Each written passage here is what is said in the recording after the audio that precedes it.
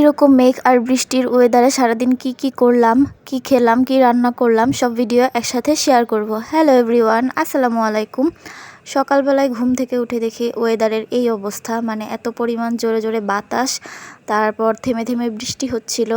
এরপর আমি ফ্রেশ ট্রেশ হয়ে গেলাম আমার নাস্তা রেডি করতে। সেদিন আমি ঘুম থেকে একটু লেটে উঠেছিলাম, তাই আমার নাস্তা আমি নিজেই রেডি করে নিচ্ছি। তো আমার আম্মু আমাকে জিজ্ঞেস করেছিল কি নাস্তা খাবো, আমি না করেছিলাম, বলেছিলাম যে আমি উঠে আমার নিজের নাস্তা রেডি করে খাবো।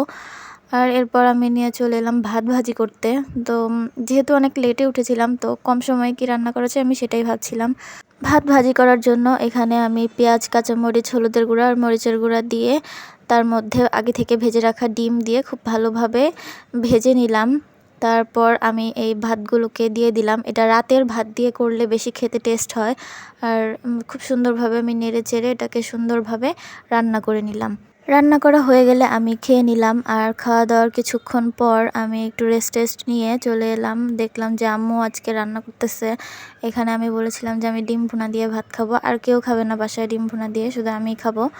আর এর জন্য আম্মু আবার অন্য আরেকটা চুলায় রান্না করছিল হচ্ছে ডাটা দিয়ে, ছোট মাছ দিয়ে, আলু দিয়ে রান্না করছিল। আর হচ্ছে এখানে শুটকি ভর্তা বানাচ্ছিল, এটা চাপা শুটকি। চাপা শুটকিটাকে খুব ভালোভাবে ভেজে নিছে এখানে। আর হচ্ছে এখানে পেঁয়াজ, রসুন, কাঁচামরিচটা খুব ভালোভাবে সেদ্ধ করে নিচ্ছে।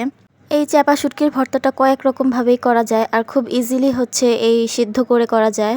রান্নাবান্না শেষ করে আমি দুপুরের খাবার খেয়ে নিলাম। এরপর রেস্ট নিয়ে কিছুক্ষণ পরে আমি বিকেলে ছাদে গিয়েছিলাম। ছাদে গিয়ে দেখলাম এখানে পাট শাক গাছগুলো খুব সুন্দর হয়েছে, আকাশটাও খুব সুন্দর ছিল। তারপর ছাদ থেকে ঘুরে টুরে আমি বাসায় চলে আসলাম। বাসায় চলে এসে ভাবলাম যে আজকে আচার বানাবো। এর আগে 2 দিন আমি এই আচারের আমটা শুকাতে দিয়েছিলাম, আর শুকানো হয়ে গেলে ভালোভাবে শুকাতেও পারিনি কারণ বৃষ্টি ছিল। তো তারপর আমি এখানে আচারটা রেডি করছিলাম, সামান্য একটু ক্লিপ শেয়ার করলাম। আচারটা আমি টক মিষ্টি আচার বানাবো, এজন্য আগে থেকে মশলাটাকে আমি একটু তেলের মধ্যে কষিয়ে নিয়েছি। আর তারপর এই শুকনো, মানে হালকা শুকনো আমগুলোকে এটার মধ্যে দিয়ে দিচ্ছি। দিয়ে খুব ভালোভাবে নেড়ে চেড়ে সেদ্ধ হয়ে যাবে, তার মধ্যে আমি এখানে সামান্য পরিমাণ চিনি দিয়ে দিব।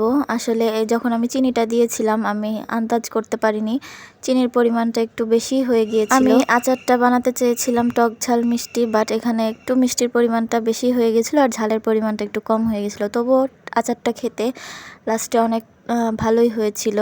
তো এখানে আমি খুব কম করে আচার বানিয়েছি যেন খুব তাড়াতাড়ি শেষ হয়ে যায়। আসলে আচার বেশি দিন রেখে আমাদের বাসায় খাওয়া হয় না, খুব ইনস্ট্যান্ট খাওয়া হয়ে যায়।